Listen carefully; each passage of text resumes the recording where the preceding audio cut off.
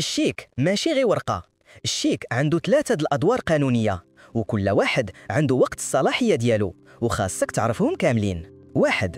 كأداة صرف. الشيك كيضيع منه الحق ديال التصريف في البنكة من بعد عام وشي 20 يوم تقريبا. يعني إلا مشيتي للبنك بهذا الشيك من بعد هذه المدة، راه غادي يقولوا لك ما نقدروش نصرفوه ليك حيت صلاحيته سالات. 2.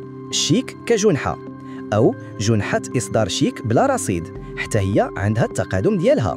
إلا شي واحد عطاك شيك ومشيتي للبنكة ولقيتي خاوي، عندك أجل ديال 4 سنين باش تتابعو قضائيا بهاد التهمة.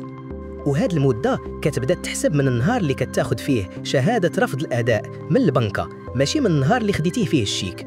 وهنا رد البال واحد النقطة مهمة بزاف تقدر تتزرف فيها، ماشي غير تمشي للبنكة ويقولوا لك ما كاينش فلوس وصافي، لا، خاصك تطلب منهم يطبعوا لك على الشيك ويعطيوك شهادة ديال رفض الأداء رسمية.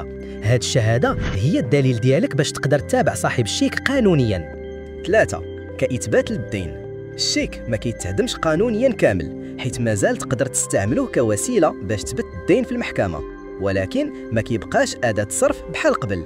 نزيد نشرح، واخا يدوز العام ديال الصرف ودوز 4 سنين ديال الجنحة، داك الشيك كيبقى حجة ودليل مكتوب باللي داك الشخص كيتسالك دوك الفلوس. ديك الساعة كيولي بحالو بحال أي اعتراف بدين عادي، وكيخضع للقاعدة العامة ديال 15 العام.